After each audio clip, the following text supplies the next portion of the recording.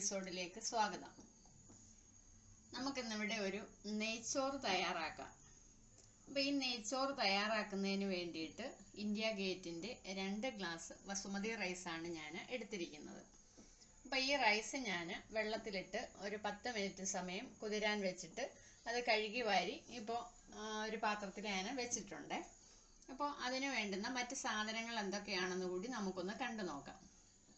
അതിന് വേണ്ടിയിട്ട് ഞാനിവിടെ ഒരു 2 വലിയ സവാള വളരെ നൈസായിട്ട് കട്ട് ചെയ്ത് വെച്ചിട്ടുണ്ട്.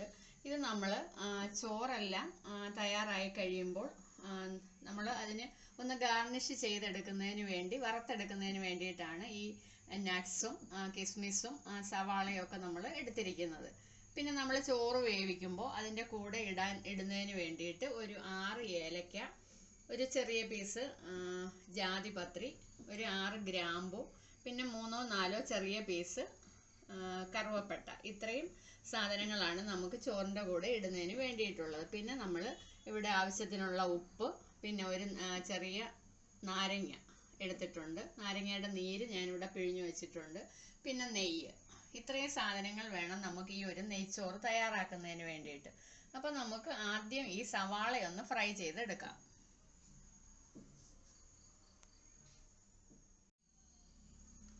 അപ്പോൾ നമ്മുടെ നട്ട്സ്, കിസ്മിസ്, സവാള ഇതെല്ലാം നമുക്കൊന്ന് വറുത്ത് കോരിയെടുക്കാം. അപ്പോൾ അതിന് വേണ്ടിയിട്ട് ഞാനൊരു പാൻ അടുപ്പിൽ വെച്ചിട്ടുണ്ട്. അപ്പോൾ അതിനകത്തിലോട്ട് നമുക്ക് ഒരു 2 ടേബിൾ സ്പൂൺ നെയ്യ് ഒഴിച്ചു കൊടുക്കാം.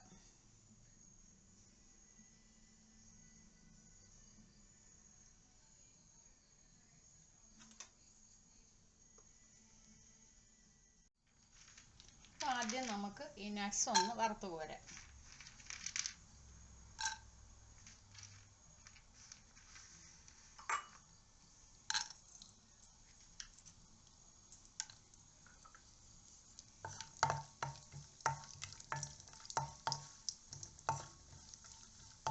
ചെറുതായിട്ടൊന്ന് ചുമന്ന് വരുമ്പോഴത്തേക്ക് നമുക്കതൊന്ന് കോരി മാറ്റാം.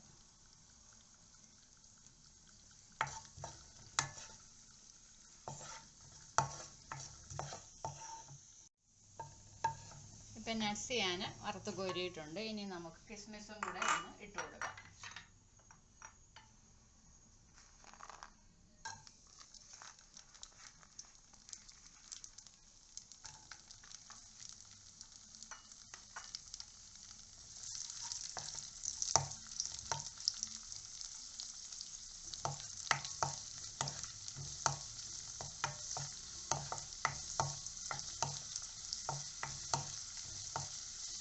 നമ്മുടെ കിസ്മിസ് ഒന്ന് മൂത്ത് വന്നിട്ടുണ്ട്. അപ്പോൾ അതും കൂടെ നമുക്കൊന്ന് കോരി മാറ്റാം.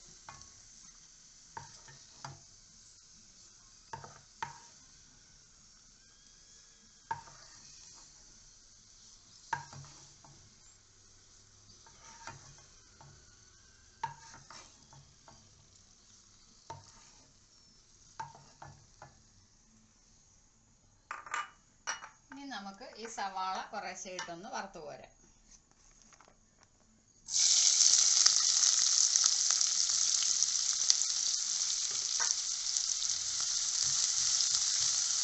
നല്ല ബ്രൗൺ കളർ ആകുന്നിടം വരെ നമുക്കൊന്ന് വറുത്തെടുക്കാം.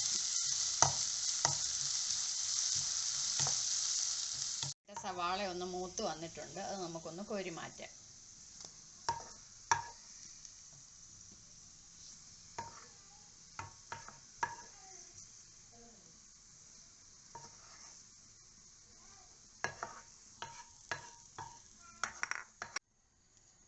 അപ്പം നമുക്ക് ബാക്കി സവാളയും കൂടെ ഒന്ന് ഇട്ട് കൊടുക്കാം.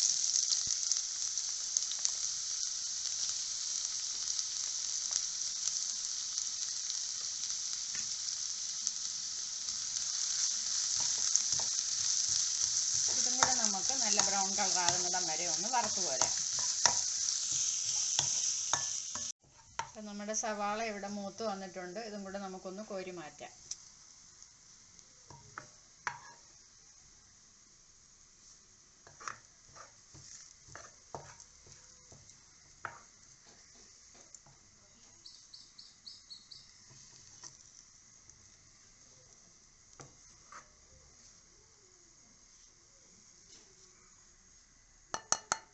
ഇനി നമുക്ക് ഞാൻ ഈ എടുത്തു വെച്ചിരിക്കുന്ന അരി ഈ പാത്രത്തിലോട്ട് തന്നെ ഇട്ടിട്ട് ഒന്ന് വറുത്തെടുക്കുവാണ്.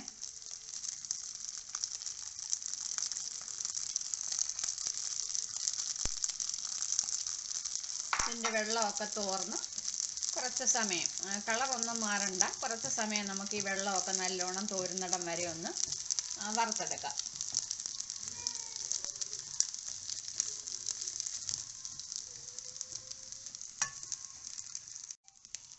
അപ്പം നമ്മുടെ റൈസ് ഞാനിവിടെ ഒന്ന് ഫ്രൈ ചെയ്തെടുത്തിട്ടുണ്ട്. അപ്പം നമുക്കിനി ഇതൊന്ന് മാറ്റി വെച്ചിട്ട് മറ്റൊരു പാത്രം കൂടെ ഒന്ന് വെച്ച് കൊടുക്കാം. ചോറ് വേവിച്ചെടുക്കുന്നതിന് വേണ്ടി ഞാൻ മറ്റൊരു പാത്രം ഇപ്പോൾ വെച്ചിട്ടുണ്ട്. അതിനകത്തിലോട്ട് ഞാൻ വീണ്ടും 1 ടേബിൾ സ്പൂൺ നെയ്യും കൂടെ ഒഴിച്ചു കൊടുക്കുന്നുണ്ട്.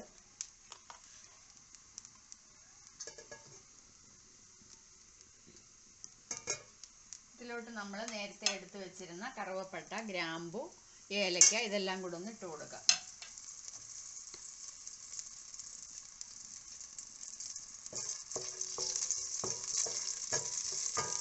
അപ്പം ഞാൻ നേരത്തെ കട്ട് ചെയ്ത് വെച്ചിരുന്ന സവാളയിൽ കുറച്ച് സവാള ഇവിടെ വെച്ചിട്ടുണ്ട്. അതും കൂടെ നമുക്ക് ഇതിൻ്റെ കൂടെ ഒന്ന് ഇട്ട് കൊടുക്കാം.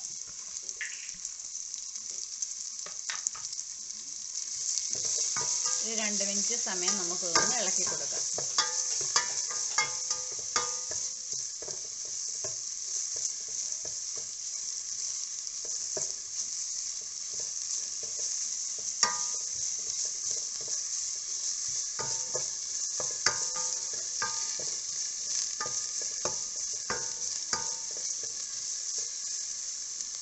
ഞാൻ ഈ അരി ഇടുന്നതിന് വേണ്ടിയിട്ട് ഞാൻ മുമ്പേ 2 ഗ്ലാസ് അരിയാണ് എടുത്തിരുന്നത്.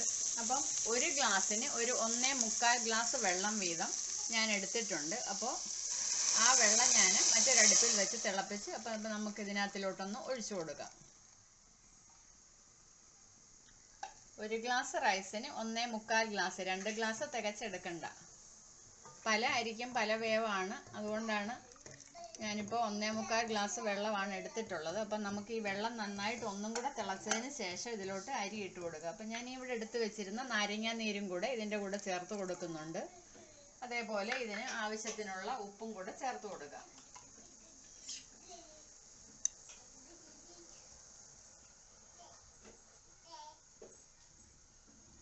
ഒരു 1/2 ടേബിൾ സ്പൂൺ ഉപ്പാണ് ഞാനിപ്പോൾ ചേർത്ത് കൊടുത്തിരിക്കുന്നത്.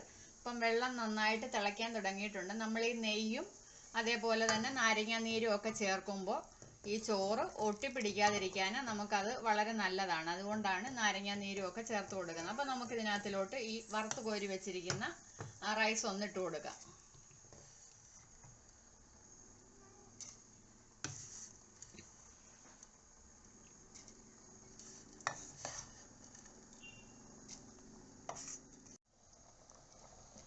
അപ്പം ഞാൻ റൈസ് എല്ലാം ഇതിനകത്തിൽ ഇട്ട് കൊടുത്തിട്ടുണ്ട്. നമ്മൾ വെള്ളം നന്നായി തിളച്ചതിന് ശേഷം മാത്രമേ അരി ഇട്ട് കൊടുക്കാവുള്ളേ. അപ്പോൾ അതാ ഇവിടെ നന്നായിട്ട് വെള്ളം തിളച്ചിട്ടുണ്ട്. റൈസ് നല്ലോണം തിളയ്ക്കുന്നുണ്ട്. അപ്പോൾ ഇനി ഇത് അങ്ങ് ലോ ഫ്ലെയിമിലാക്കണം. നമ്മൾ ലോ ഫ്ലെയിമിലാക്കിയിട്ട് വേണം റൈസ് വേവിച്ചെടുക്കാനായിട്ട്. അപ്പം ഞാനിപ്പോൾ ലോ ഫ്ലെയിമിലാക്കിയിട്ടുണ്ട്. ഇനി കുറച്ച് സമയം നമുക്കിതൊന്ന് മൂടി വെക്കാം. നമുക്ക് വേകുന്നിടം വരെ ഒന്ന് വെയിറ്റ് ചെയ്യാം. അപ്പം നമ്മുടെ ചോറ് നമുക്കൊന്ന് തുറന്ന് നോക്കാം. അപ്പം നമ്മുടെ വെള്ളമൊക്കെ ഒന്ന് വറ്റി വന്നിട്ടുണ്ട്. ചോറ് ഏകദേശം വെന്തിട്ടുണ്ട്. ഒരു 2-3 മിനിറ്റ് സമയം കൂടെ ഒന്ന് വെച്ച് കഴിയുമ്പോഴത്തേക്ക് നമ്മുടെ വെള്ളം നന്നായിട്ടൊന്ന് തോർന്ന് കിട്ടും. അപ്പോൾ ഒരു 2 മിനിറ്റും കൂടെ നമുക്കൊന്ന് അടച്ചു വെക്കാം.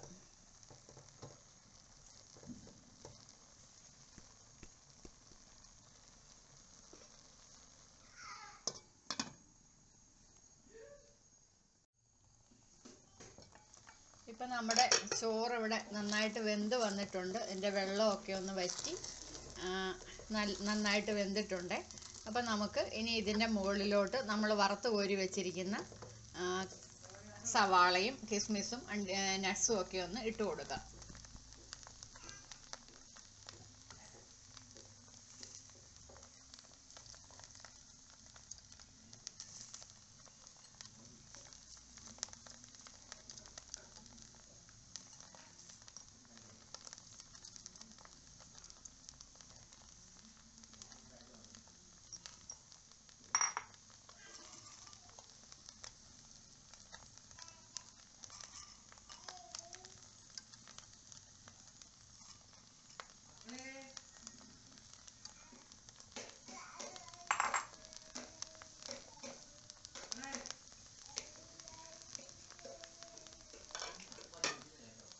ഇതിൻ്റെ മുകളിലോട്ട് കുറച്ച് നെയ്യും കൂടെ ഞാൻ ഒന്ന് ചേർത്ത് കൊടുക്കുന്നുണ്ട്.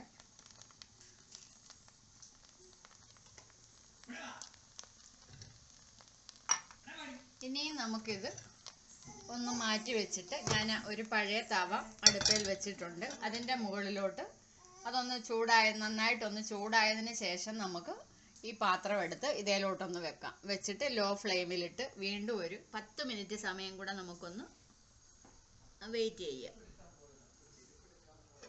അപ്പോൾ നമുക്ക് വീണ്ടും ഇതൊന്നും കൂടെ ഒന്ന് മൂടി വെക്കാം. അപ്പോൾ നമ്മുടെ നെയ്ച്ചോറ് ഇവിടെ റെഡി ആയിട്ടുണ്ട്. നെയ്യുടെയൊക്കെ നല്ല മണം വരുന്നുണ്ട്. അപ്പോൾ നമുക്കിതൊന്ന് തീ ഓഫ് ചെയ്തിട്ട് നമുക്കിതൊന്ന് താത്തു വെക്കാം. അപ്പോൾ വളരെ ടേസ്റ്റി ആയിട്ടുള്ള ഒരു നെയ്ച്ചോറാണ് ഇപ്പോൾ ഇവിടെ റെഡി ആയിരിക്കുന്നത്. എല്ലാവർക്കും ഇഷ്ടപ്പെട്ടിട്ടുണ്ടെങ്കിൽ എല്ലാവരും ഒന്ന് ചെയ്തു നോക്കുക. അതേപോലെ എൻ്റെ ചാനൽ ഇതുവരെ സബ്സ്ക്രൈബ് ചെയ്യാത്തവരാരെങ്കിലും ഉണ്ടെങ്കിൽ ഒന്ന് സബ്സ്ക്രൈബ് ചെയ്യുക, ലൈക്ക് ചെയ്യുക, ഷെയർ ചെയ്യുക. ഈ ഒരു നെയ്ച്ചോറ് നമുക്ക് പിന്നെ ചിക്കൻ കറിയുടെ കൂടെയും അതുപോലെ തന്നെ വെജിറ്റബിൾ കറിയുടെ കൂടെയും ഒക്കെ കഴിക്കാൻ നല്ലതാണ്. ഫിഷ് കറി ഉണ്ടെങ്കിൽ അതിൻ്റെ കൂടെ ആയാലും നല്ല ഒരു കോമ്പിനേഷനാണ്. അപ്പോൾ നമുക്ക് അടുത്ത ഒരു നല്ല വീഡിയോയുമായി വരുന്നത് വരേക്കും എല്ലാവർക്കും ബൈ.